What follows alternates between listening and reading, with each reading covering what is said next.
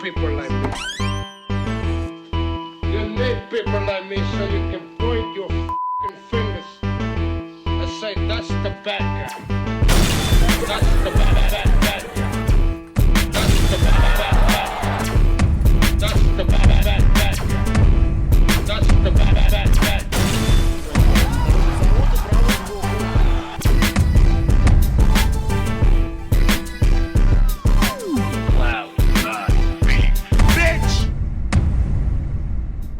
Welcome to the motherfucking relay. We're covering today's top boxing news. Okay, we'll start with this. On the heels of a latest victory, it appears that former WBO featherweight champion from New York, Heather Hardy, is not yet ready to call it a career. Retirement is the furthest thing from Heather Hardy's mind. At age 41, Hardy stood tall in the ring, waving to her adoring fans who plunked down their hard-earned cash to watch her compete. Although walking away on a euphoric high is an appealing scenario, Hardy is hoping that she displayed enough skills and determination to lure one of the present-day title holders into the ring. Nevertheless, regardless of whether or not she secures a championship bout in her next outing, Hardy urges both her supporters and naysayers to refrain from writing her career's epitaph. Although the light at the end of her pugilistic tunnel is closer than ever, from Hardy's point of view, the mere thought of walking away is a ludicrous one. Heather Hardy was in action approximately 3 weeks ago in the tri-state area opposite the ring Cardozo. She's currently on a 2-fight winning streak. She's gunning for a title shot. If nothing else, she's not ready to retire. Heather's last fight was billed as a lightweight contest. Lightweight, that's 135 pounds. That's where Katie Taylor reigns as that division's undisputed champion. And we know what Katie's about to do. She's about to move up in weight and take on Chantel Cameron at 140 pounds for all of her titles. Needless to say, Heather Hardy won't be getting a Katie Taylor fight. She does have other options. Hell no, said Hardy to BoxingScene.com when asked if she'll be hanging her gloves up after one final title shot. I still want to fight. When I don't want to do it anymore, I won't do it anymore. That's how I live my life. I still want to fight, so I'm going to fight. With Katie and Chantel facing each other in their next outings, all the titles from 135 to 140, well, they're all tied up with them. And you know, depending on what happens with Katie and Chantel, who knows if Katie Taylor even decides to come back to the lightweight division. I mean, if she wins, maybe she stays up there. Maybe she vacates all the titles in the lightweight division and those titles get redistributed. And maybe Heather Hardy, if she plays her cards right, can pick one up. Maybe. At minimum, we know that Katie Taylor is not available right now for Heather Hardy to fight. You know, one fighter that almost immediately came to mind is the newly crowned undisputed champion in the super featherweight division, Alicia Bumgardner, who ain't got nothing going on right now. She's got itchy knuckles. She wants to fight. Y'all, it's fight week, and I feel like I'm ready to fight. I need to punish somebody. I need to punch somebody in the face. But I'm looking forward to my next fight date. Y'all should be too. Michaela Mayer is trying to prove a point, trying to fight old girl. I'll beat both of them again. Ain't no issue. And you know, we on the top, baby. Undisputed. That's about me. Say my name. And it's Alicia. Don't come around these streets talk about Alicia. I will correct you. And I need everybody to correct whoever is saying Alicia to say Alicia. It is not that hard. Or just call me AB. It's simple. You know, a lot of people would like to see Alicia Bumgardner run it back with Michaela Mayer, but Michaela's spoken for. She's fighting Christina Lenarda too. That's next month on the undercard of Joyce versus Zhang. And we'll see what happens with that, though for the time being, Alicia Bumgardner wants to get back in there. She wants to fight somebody. Heather's free. She's not doing anything. She says she wants a title shot. It's the only champion available anywhere at or around these weights. And I do think that Heather Hardy, given her frame, in spite of her age, I think she can make 130 pounds. I don't think she can go any lower than that, but 130, it does seem doable. Make the fight. Heather's got some business savvy. A fight with Alicia Bumgardner would likely pay her more than any other fight available to her at this time, and what are mostly just keep busy fights. She's not going to make much money keeping busy with anybody else, but in a title fight with Alicia Bumgardner, there's a genuine opportunity there to make a fight between them, though I won't lie to you. I don't give Heather Hardy any odds to beat Alicia Bumgardner, or any champion at or around these weights for that matter. Katie Taylor, Chantel Cameron. She don't beat none of them. But Heather Hardy has always struck me as a bit of a realist. She understands the situation, and she just wants to get back out there and fight in a big fight for a title. That's the only titleist that is available right now, and it just so happens to pay the most money, so there is an opportunity there. I'm pretty sure that her asking price, she ain't gonna fight on the cheap. And she does have some name value, so the people at Matchroom, if they want to get her in the ring with Alicia, they're gonna have to make it worth her while. You know, like I said, it's a doable fight. For May, maybe June. Alicia Bumgardner was in action early last month, so maybe they schedule her next fight for late May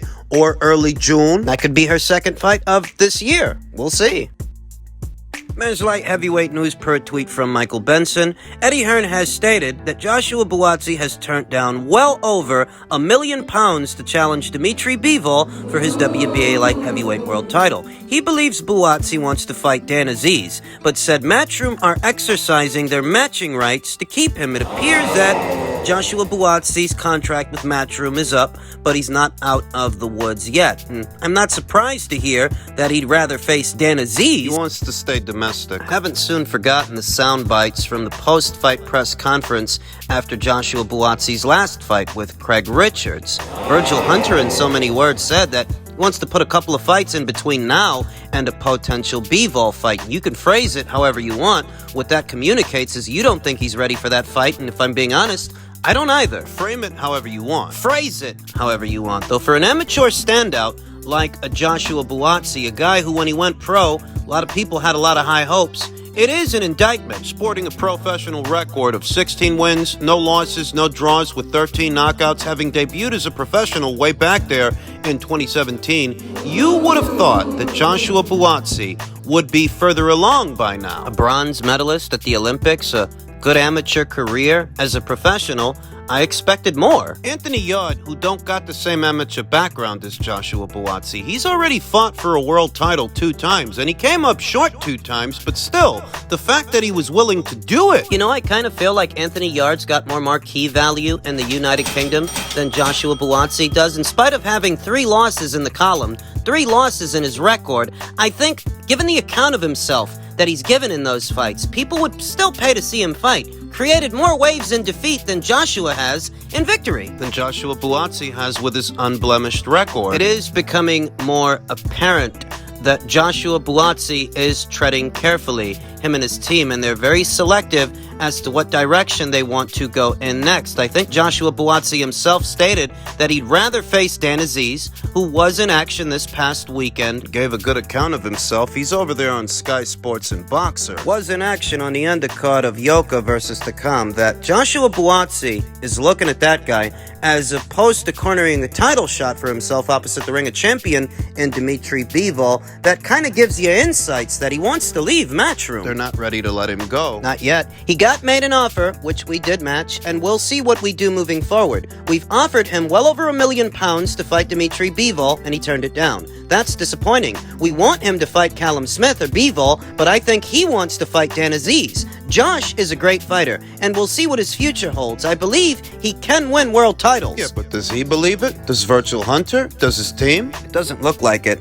And at this point in the juncture, for a decorated amateur like Joshua Buatsi, at minimum, he should be confident enough to share the ring with former champions, a former champion like a Callum Smith. At least, even if you don't feel ready for Dimitri and the Artur Better Beeves of the world, you should at least feel comfortable enough to fight that guy, to fight a Callum Smith. He should. Instead, he seems to fancy a domestic-level prospect like himself in Dan Aziz. If you ask me, he's moving backwards looking at that guy. That's disappointing. We want him to fight Callum Smith or Bivol, but I think he wants to fight Dan Aziz. Josh is a great fighter, and we'll see what his future holds. I believe he can win world titles. Once considered a blue-chip prospect, inactivity has saw Buatsi's career stalled in recent times, and it is soon approaching a full year since he has been in the ring. It's hard to justify Joshua Buatsi's actions or the lack thereof, because if they did in fact offer him over £1 million for a Bivol fight, and I believe they did, if they offered this guy well over £1 million, which is well over $1 million American, That's a purse in the neighborhood of what Artur Beterbiev makes for a fight. Unified light heavyweight champion Artur Beterbiev, unbeaten. They offered you a comparable purse to what that guy makes. And you're worried about fighting Dan Aziz. It's an indictment. It is. I mean, think about it. Anthony Yarde, who ain't got the same kind of amateur background as Joshua Buatsi, he went as far as going to Chelyabinsk, Russia, in the Lion's Den, Sergey Kovalev's neck of the woods, for his first title shot. You're squirrely about fighting Callum Smith? You're squirrely about fighting Dimitri Bivol? They're offering you the same kind of money that an unbeaten unified light heavyweight champion gets for a fight. They're fast-tracking you to a title shot. And you don't want that opportunity. You don't seem to want that money. What the hell do you want? What's it all for? This guy's moving backwards if he's looking at a Dan Aziz. It sounds to me like he wants to stay domestic. He wants to play it safe. That's what it sounds like. You're looking at Dan Aziz, a guy who fights over there on Sky Sports under the Boxer banner. You go over there, that puts distance between you and a Dimitri Bivol fight. Dimitri Bivol, he's a matchroom fighter. He fights on DAZN. We all know that. And in some ways, that puts distance between Joshua Buatsi and Artur Beterbiev as well, because he's not over there, even though Sky does have ties to the top-ranked promotional banner. Artur himself, he don't box on Sky. It's not like you're going over there to get closer to that guy. I think he wants to stay on easy street. I think he wants to have more developmental fights, which wouldn't be the worst thing in the world if he didn't come from the kind of amateur background that he comes from. He's a bronze medalist. So as stated, he's not out of the woods yet. Matchroom has matching rights over Joshua Buatsi. That's saying that they can match whatever other offer has been made to him to keep him under the Matchroom banner. But if he doesn't want to fight anybody under the Matchroom banner, then what's the point in hanging on to him? What's the point in keeping him? You want to match him against more guys like Ricard Bolotnik? Some point, he's got to shit or get off the pot. It might seem like bad optics for some if Joshua Buatsi were to leave Matchroom the same way some other Matchroom fighters have left Matchroom for Sky Sports and Boxer, though at the same time, it could be bad optics. You exercise your matching rights, you keep this guy on your side of things, but to do what? You don't want to fight Bivol. You don't want to fight Callum Smith. What the hell are you supposed to do with this guy? Joshua Buatsi's career is not panning out the way we all thought it would when he debuted as a professional in 2017, and at this point, I don't know that he's worth hanging on to. Finally, in men's lightweight news, ahead of his upcoming fight with Vasyl Lomachenko, Devin Haney says, I see myself being dominant. And, that's what you want to hear ahead of a major fight. You don't want to hear apprehensiveness or nervousness. the guy likes his chances and he's supposed to. While their teams look to solidify things behind the scenes, Haney is sifting through countless hours of game tape as he dissects Lomachenko's overall skills. After studying his in-ring tendencies and all-around attributes, Haney deduces that his impending Lomachenko bout is one that will not end in his favor, him being Vasyl Lomachenko, when the dust settles. He urges his supporters to not be surprised if he makes it look easier than expected. I see myself being dominant from round one until however long it lasts, said Haney to Fight Club TV. I see myself being dominant the whole time. Devin Haney is a textbook pure boxer. Based on what we've seen so far, if he's got other tricks in his bag, he has yet to show them. He's a long-range fighter, a long-distance fighter, who has size and youth on his side. The caveat is we don't know how well Devin Haney can make 135 pounds at this point. He's a very young fighter whose body is still growing, and staying at this weight, well, it can take a toll on him. It takes a toll on any fighter that stays at a prescribed weight for too long. Devin Haney is not immune, as they are finalizing their bout for May 20th later on this year. Devin Haney, a practicing Muslim, preferred to fight Vasyl Lomachenko before Ramadan, a month of fasting from sunrise to sunset that begins March 22nd and ends April 21st. However, he recently told ESPN that he conceded to the May date to accommodate the top-ranked schedule on ESPN. It's hard to train and do a full training camp when you're fasting because you can't eat from sunup to sundown. Haney, 24, said during an interview with ESPN at the end of January, I would have to spar and drink no water during the daytime, or I would have to just train until nighttime. But I train 2 to 3 times a day, so I could cram in 2 or 3 workouts just in the nighttime. Given the rigorous nature of all of this and the fact that Devin Haney is the champion, the reigning defending champion going into this thing, it's conceivable that Top Rank likely gave Devin Haney a little something extra. Financial compensation for the sacrifices he's making to not only make this fight happen, but make it happen on schedule. The 35-year-old Vasyl Lomachenko is a former 3-division champion and 2-time Olympic gold medalist. He defeated Jermaine Ortiz in October via unanimous decision in a far tougher fight than expected. At one point, Loma was number 1 pound for pound. Haney told ESPN in January he was the guy that everyone was praising, and even though his last performance wasn't his best performance, he's still someone you cannot sleep on. Stylistically, I feel that Vasyl Lomachenko has a tactical advantage. Vasyl Lomachenko's base style is a hybrid style, a cross between a boxer-puncher and a pressure fighter. He's got all the bells and whistles of a boxer-puncher, the nuances, the streamlined tactics, but the volume and the pace of a pressure guy, of a pressure fighter. Bit of a best of both worlds kind of deal. The caveat is that he is a naturally smaller fighter than Devin Haney and an older fighter than Devin Haney, with more wear and tear. Devin Haney, who was once the WBC's #1 contender in 2019, but rather than fighting him, Vasyl Lomachenko was elevated to franchise champion, a designation the Mexico-based organization created that allowed title holders to evade mandatory obligations. The fight will likely be Haney's last fight at 135 pounds, he said, before he moves up to 140. Another reason he wanted the fight to be sooner than later. So it's not just the base styles you have to look at. There are intangibles. You have to wonder, who's catching who at the right time here? Is Devin Haney catching Vasyl Lomachenko at the most opportune time based on his age, or is Loma catching Devin at the right time due to his size and his continued efforts to make 135 pounds? It's not going to get easier over time. Both boys have their struggles. Devin Haney being a textbook pure boxer,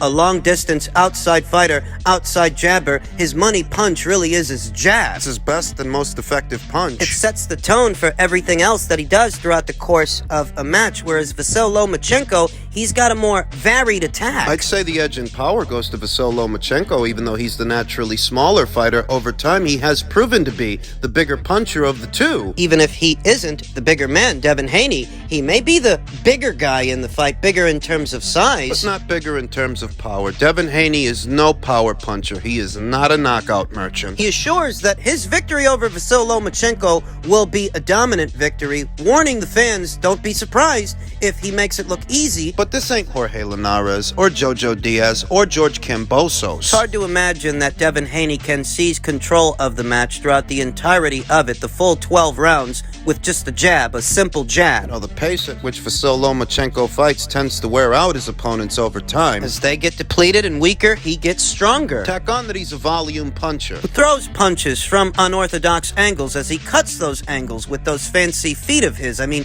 he may not be as fast or as sharp as he was in previous years, but he may still be sharp enough to give Devin a lot of problems. There's really nothing textbook, nothing conventional about Vasyl Lomachenko. Curious to see how it is that Devin means to defuse his offense. It's gonna take more than a judicious jab. If he gets inside, Devin Haney could be in big trouble. Look for this in late May.